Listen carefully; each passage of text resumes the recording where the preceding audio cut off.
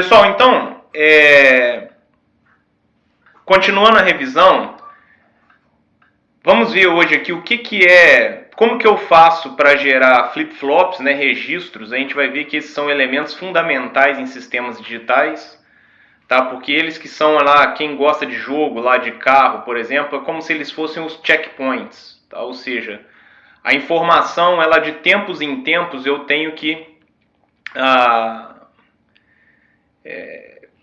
fazer ela passar por checkpoints para que eu consiga sincronizar o sistema. Vamos imaginar lá uma maratona, né, ou um rally de carro, e onde eu tenho um longo caminho a ser percorrido, de dias, e aí, por exemplo, eu não tenho como controlar a defasagem de tempo, né, entre as equipes ou entre os componentes. Então, o que eu faço? Eu crio setores, né, que cada equipe ele tem que percorrer, e eu marco o tempo, né, vamos dizer assim. E aí depois, numa outra hora, todo mundo começa daquele mesmo lugar. Tá? Então, essa é uma forma de eu meio que sincronizar as coisas, e é um princípio também muito utilizado em sistemas digitais. Tá? Na verdade, é um princípio utilizado em diversas áreas aí. Então, como que eu faço para ter a síntese em circuito de um flip-flop? Então, para eu ter um flip-flop ou um registro, eu sempre vou ter que ter isso daqui, pessoal. O always, POS-EDGE ou NEG-EDGE, clock. Tá? Então, basicamente, o que faz eu ter a inserção de flip-flops é um always sensível à borda de subida ou borda de descida de um sinal. Tá? Então esse sinal vai ser o nosso sinal de sincronismo, vai ser o nosso clock. Então isso vai inferir aí flip-flops. Geralmente, né, a gente vai trabalhar com flip-flops do tipo D de dado, que são os flip-flops lá que eu tenho 1 na entrada, dou o clock, esse 1 vai para a saída. Eu tenho 0 na entrada, dou um clock, esse 0 vai para a saída. Ou seja, ele registra apenas o dado. Tá? Ele não, vamos dizer assim, modifica essa informação. Ele apenas registra o dado quando há clock. Tá? Então, de novo, pessoal, o que faz aparecer um registro ou um flip-flop no meu circuito não é essa palavrinha reg aqui, ó. Tá? Então, não é isso aqui. Isso aqui é uma necessidade da linguagem, para que a linguagem consiga fazer a síntese de circuitos, que toda variável que recebe atribuição, ó, a minha variável Q, ela é uma variável de saída. Olha lá, output Q, ela é uma variável de saída. Se ela é uma variável de saída e eu estou descrevendo um circuito, na verdade eu estou descrevendo as saídas. Como que as saídas, os valores que as saídas assumem, né, dada alguma entrada. Então o que eu estou descrevendo são as saídas. Em outras palavras, eu estou atribuindo valor às saídas. Então estou fazendo isso aqui, ó. Q recebe D. Como essa saída está recebendo uma atribuição dentro de um bloco always, ela obrigatoriamente tem que ser do tipo reg. Tá? Mas isso não faz com que ela seja com que seja gerado um flip-flop. Tá? Isso é apenas aí uma obrigatoriedade da linguagem. O que faz com que seja gerado clock, basicamente, essa palavrinha mágica que POS-EDGE. Poderia ser NEG-EDGE também, que é borda. Então o POS-EDGE é uma borda de subida. Se fosse o NEG-EDGE, seria uma borda de descida. Tá? Então os circuitos que são sensíveis a bordas, nos nossos casos aí, são os flip-flops. E aí eles vão ser inferidos na nossa síntese quando nós fizermos isso daí. Um outro aspecto importante é essa atribuição aqui, tá? Que nós fizemos, ó. Tá? Aqui é menor ou igual, tá? Então, o que isso significa? Eu ter uma atribuição desse tipo ou eu ter uma atribuição só com igual? Tá? A gente já vai discutir isso agora nos próximos slides.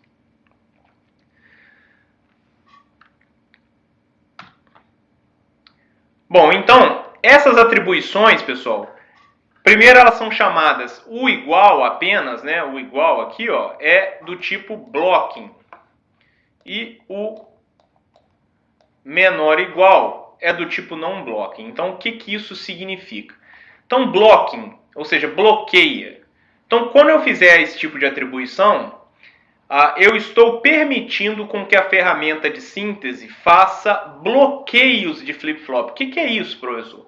Basicamente é uma simplificação. Ela vai perceber onde eu não preciso fazer os checkpoints do exemplo que eu dei lá de uma corrida, né, de um rally. Ela vai falar assim, ora, do ponto A ao ponto C, imagina o seguinte, ó, do ponto A até o ponto C, eu tenho esse caminho aqui. Só que eu segmentei esse caminho pelo ponto B. Então eu tenho aqui, ó, o ponto A até o ponto C, mas eu segmentei esse caminho pelo ponto B. Se eu fizer vamos dizer assim, que A, B e C são flip-flops, tá? São os meus checkpoints, os meus sincronizadores. Se eu fizer com que eu vá de A passando por B até C, mas eu fizer essas atribuições por por blocking, eu vou ter o quê? Eu vou permitir com que a ferramenta de síntese ignore B. Porque ela vai falar o seguinte, ora, para eu ir do A até o C, eu não preciso passar por B, tá? Então, eu não preciso segmentar o meu caminho. Só que isso a gente vai ver que é um problema, porque em sistemas digitais, como eu disse, eu quero gerar os elementos sincronizadores.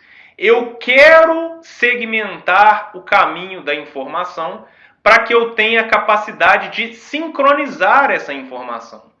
Então, geralmente, eu não quero que isso aconteça. Então, toda vez que eu estiver fazendo descrições de registros, né, dentro de always, principalmente, né, dentro de blocos comportamentais, eu não vou usar esse tipo de atribuição. Porque eu não quero que a ferramenta de síntese faça essas simplificações. Então, o que a gente vai usar é o nosso non-blocking. Tá? Então, só para a gente entender melhor, vamos imaginar esses dois casos aqui, ó. Eu fiz a descrição, olha lá o nosso bloco always com pos-add clock, ou seja, eu quero gerar flip-flops. Tá? Por quê? Porque o meu sinal aqui na lista de sensibilidade é o clock, ó, pos-add clock. Então, eu vou estar gerando flip-flops. E olha lá o que eu queria fazer, ó. Exatamente o nosso A, B e C. Tá? Então eu fiz isso aqui, ó. Imagina aqui, ó, o A, o B e o C. Então eu estou fazendo a primeira linha, ó, essa linha aqui, ó. B recebe A, ou seja, isso aqui aconteceu. E depois eu estou fazendo C receber B, ou seja, isso aqui aconteceu. Só que olha lá o que eu fiz. Eu fiz as atribuições com com blocking. Eu fiz as atribuições pelo igual somente, pelo blocking. Então a ferramenta de síntese, o que ela vai perceber? Ora, para eu ir do A até o C, eu não preciso ter o B. Eu posso fazer isso aqui direto. E aí eu sumo com B. Foi isso que ela fez, ó. Então ela fez o C, recebeu o A diretamente. Eu perdi o meu checkpoint intermediário B. E como eu falei, geralmente quando eu estou fazendo esse tipo de descrição de flip-flops, eu quero ter esses elementos sincronizadores. Eu quero ter esses meus checkpoints. Tá? Então, eu não vou usar esse tipo de descrição. Agora, o que eu fiz aqui? Usei as atribuições non-blocking, ou seja, as atribuições que não bloqueiam. Tá? Então, olha lá, de novo eu tenho o meu A, o meu B e o meu C. Tá? E olha lá o que eu fiz. B recebe A. Então, B recebeu A.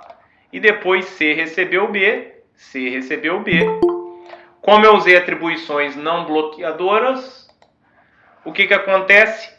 A ferramenta de síntese não bloqueia o flip-flop intermediário B. Então, agora eu vou ter o meu checkpoint B aqui também. o meu flip-flop B. Tá? Ah,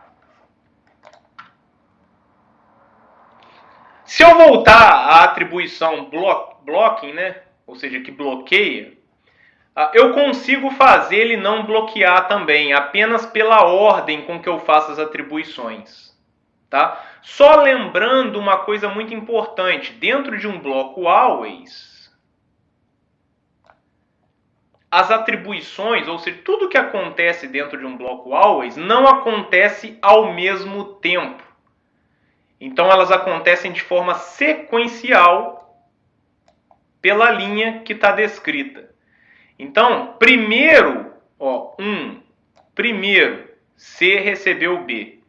E depois aqui no 2, B recebeu A. Então o que acontece? Então de novo eu tenho lá o meu A, o meu B e o meu C. Tá? Só que olha lá, primeiro ele fez C receber B. Então primeiro ele fez isso aqui, ó. E depois ele fez B receber A. Então depois ele fez isso aqui. Então ele fez isso daqui primeiro e fez isso daqui depois. Somente por eu ter mudado a ordem, a ferramenta de síntese agora ela não consegue fazer o bloqueio do flip-flop B aqui, ó. Por quê? Por quê, pessoal? Porque primeiro eu fiz a atribuição de C receber B. Mas ela não sabe o que é B ainda. Ela só vai saber o que é B na próxima linha, B receber A. Então a ferramenta de síntese não tem como fazer esse bloqueio. É claro que quando eu estiver fazendo essas descrições, eu não vou ficar pensando na ordem com que elas são feitas aqui, ó, só para eu ter esse efeito do non-blocking. Então, o que eu vou fazer é efetivamente a descrição com non-blocking. Então fazer isso daqui é uma estupidez, tá? Já que eu tenho a possibilidade de fazer as atribuições non-blocking. Beleza? Então isso é muito importante, pessoal, porque nós faremos isso a todo instante. Quando nós começarmos a discutir temporização, a gente vai ver que é muito importante eu segmentar o caminho da informação. Então, por exemplo, imagina que eu tenho um circuito aqui, ó, que gasta um tempo ΔT. Imagina que eu tenho um outro circuito aqui que gasta um outro tempo ΔT. Por exemplo. Então, imagina que eu ignore, que eu elimine, eu faço atribuição por blocking e elimine o bloco B. Então, para a informação ir de A para o C, eu vou ter o somatório de ΔT mais ΔT1. Tá? Então, o que isso vai me implicar? Isso vai me implicar numa série de coisas do que se eu tiver no caminho da informação apenas o ΔT.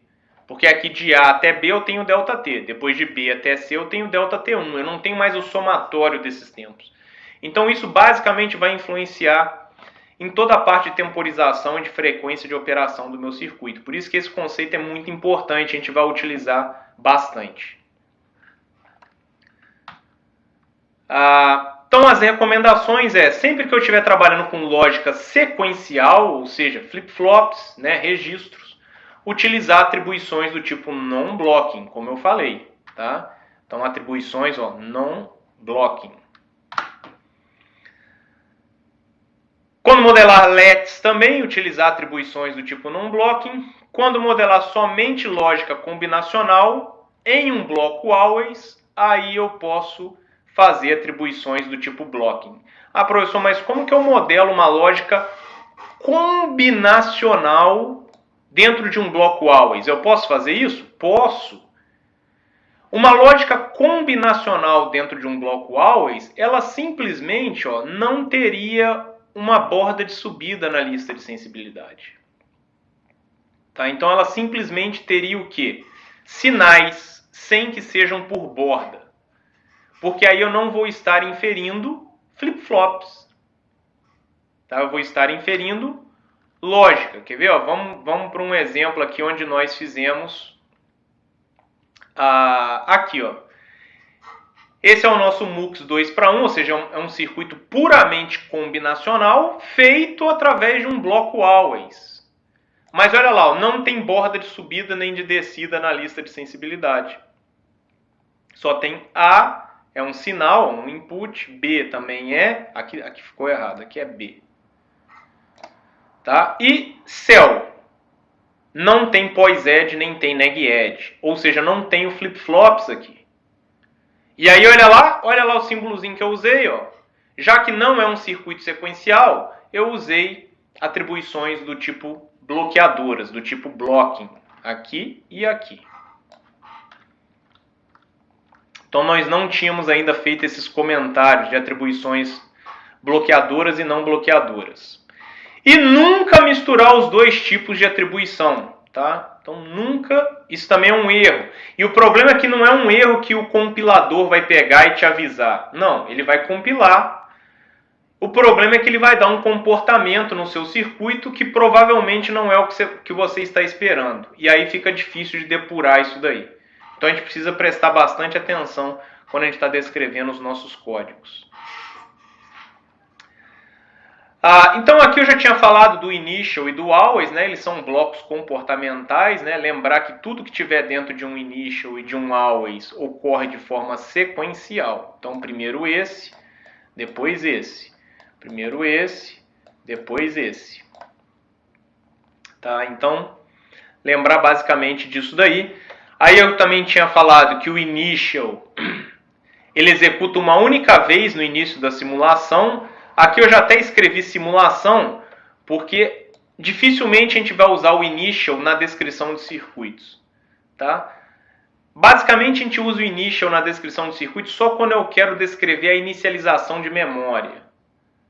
Tá? Então quando eu quero descrever a inicialização de memória eu posso usar o initial. Mas via de regra eu não vou usar initial em mais nenhum outro lugar na descrição de circuitos. Por quê?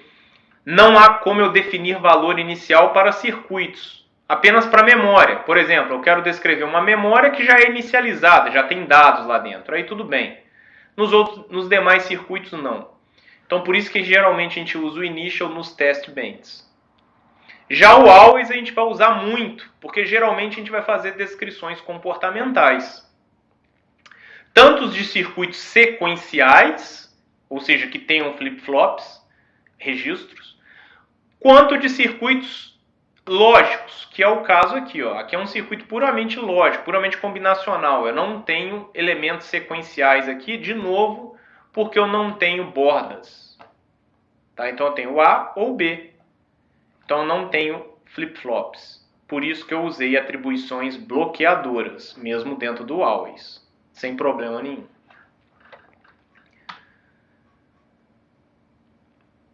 O begin e o end é sempre que eu tiver mais de uma linha no meu bloco, né? Então se eu só tivesse a linha sum aqui igual a 0, eu não precisaria do begin. Poderia fazer initial sum igual a 0 e acabou.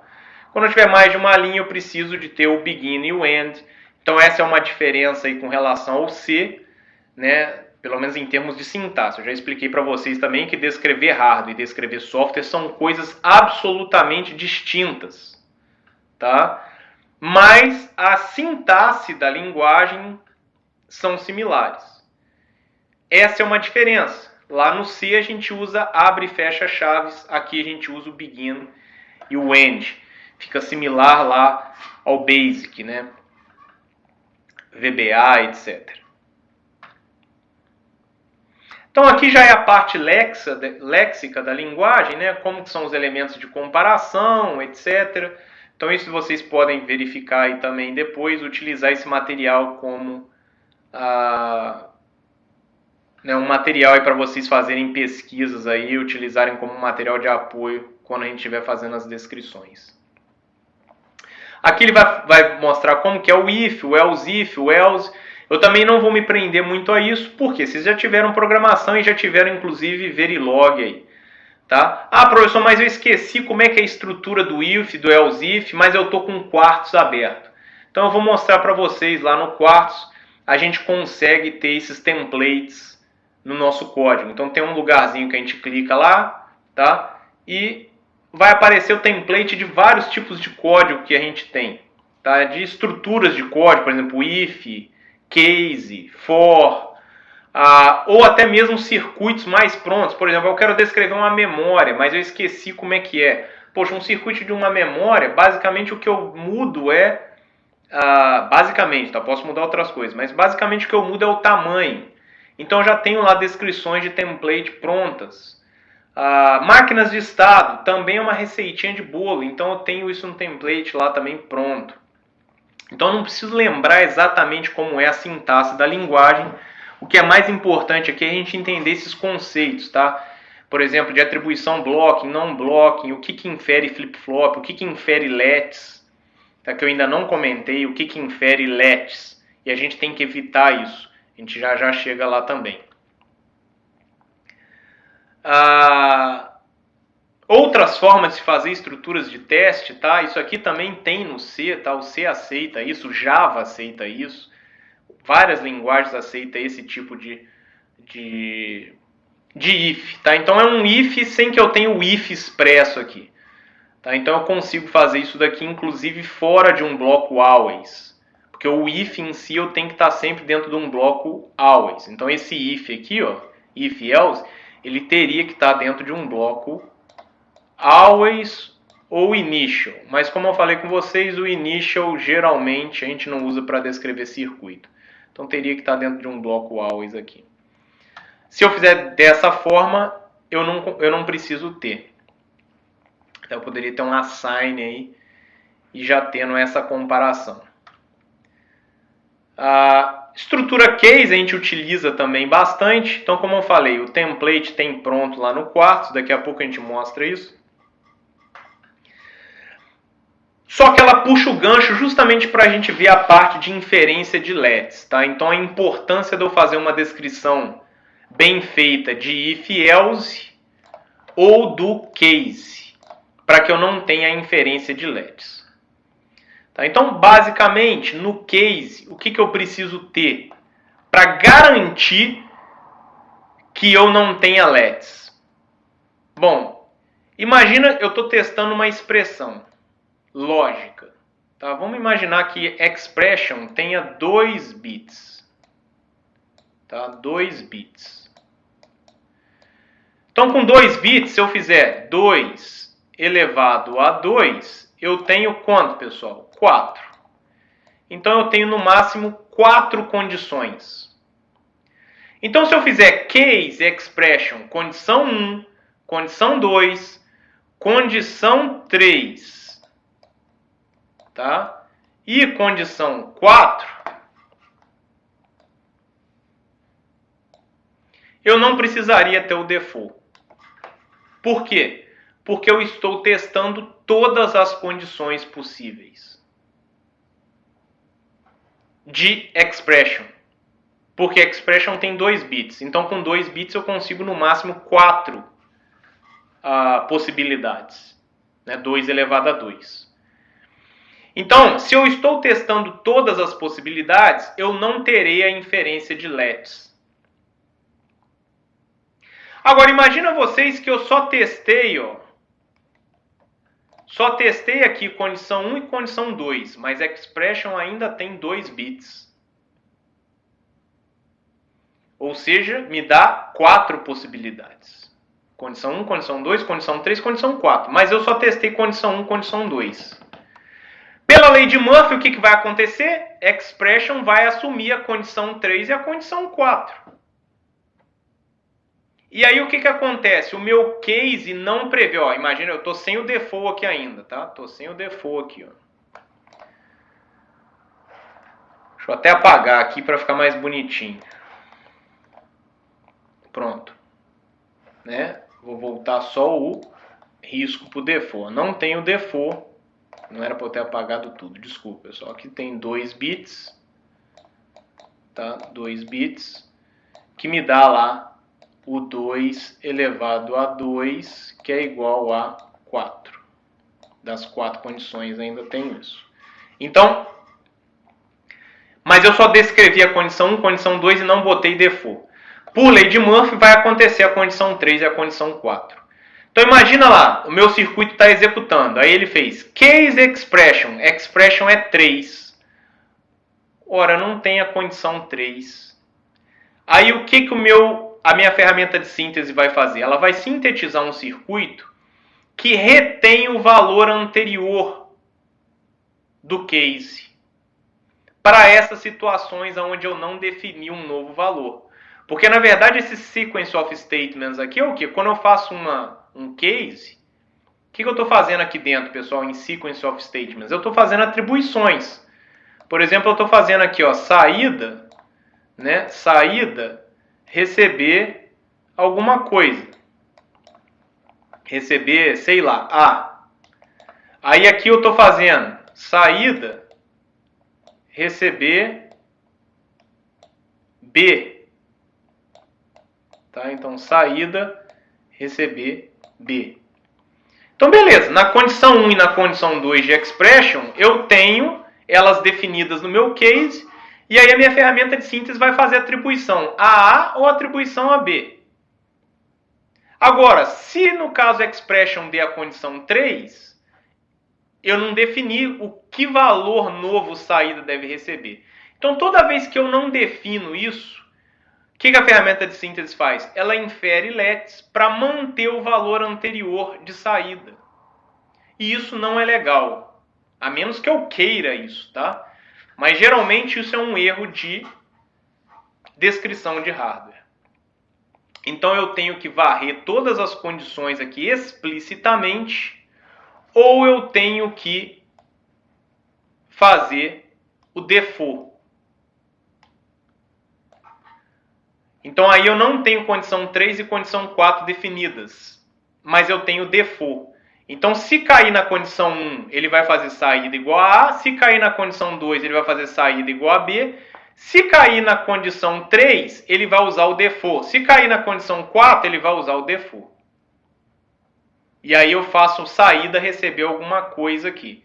Então nesse caso, ele sempre estará definindo um novo valor de saída toda vez que o case for executado. Dessa forma, ele não precisa manter o valor anterior de saída.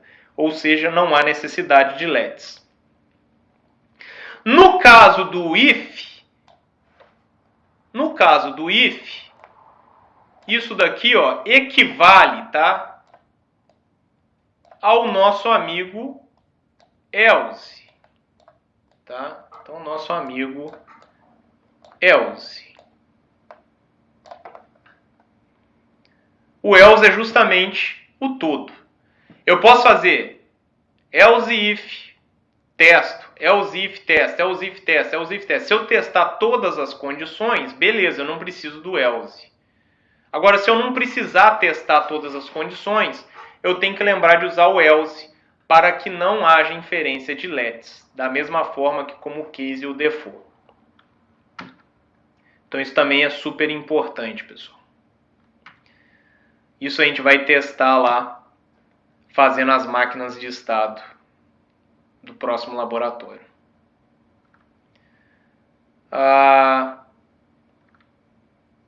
Então aqui basicamente está comentando sobre o que a gente falou. Tá? Depois aqui tem laço while, laço for. Então basicamente é muito parecido com C, né, também. Só lembrar que não é abre e fecha chaves, é begin e end. O while também. E isso tudo a gente consegue nos templates lá no Quartz. Tá? Inclusive eu vou mostrar agora esses templates para vocês.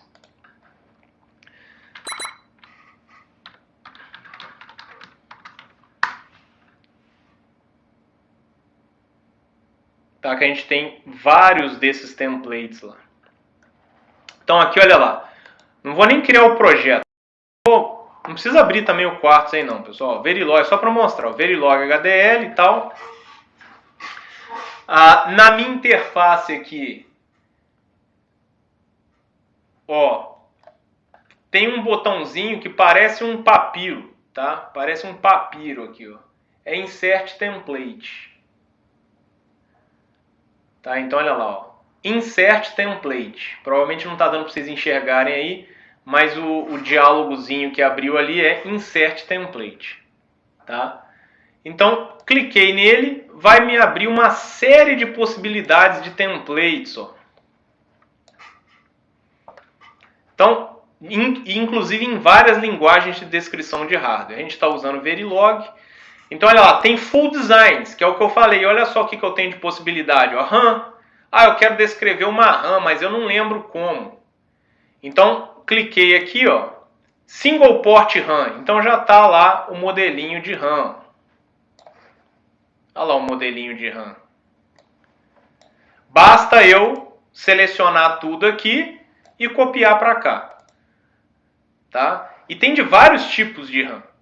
Ah, eu quero fazer uma máquina de estado, State Machines, que inclusive é o assunto do nosso próximo laboratório de sexta-feira. Máquina de estados. Então, olha lá, eu tenho máquina de Moore, máquina de Mealy. Então, o exemplo aqui são máquinas de 4 estados, só que aí eu posso diminuir a quantidade de estados, tá? Ou aumentar, fazer quantos estados eu preciso. Então, eu quero uma máquina de Moore. Aqui, ó, já tem basicamente a descrição pronta, tá? Então, vou selecionar aqui porque o meu fundo está muito escuro com esse azul aí. Então, só para vocês terem uma ideia. A gente vai discutir isso daqui a pouco, quando a gente for discutir máquinas de estado. Tá? Ah, eu quero fazer circuitos aritméticos. Então, tem vários tipos aqui também, ó, multiplicadores, tá? Então, é claro que aqui está usando o multiplicador embutido aí, que faz parte do IP da FPGA. Tem várias coisas. E as construções.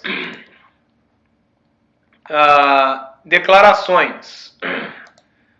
Design units. Sequential statements. Então, como a gente estava vendo, eu não lembro como é que é um if. Então, cliquei aqui, ó, tá lá como que é um if. Olha lá, tem if, outro if e um else. Tá? Case.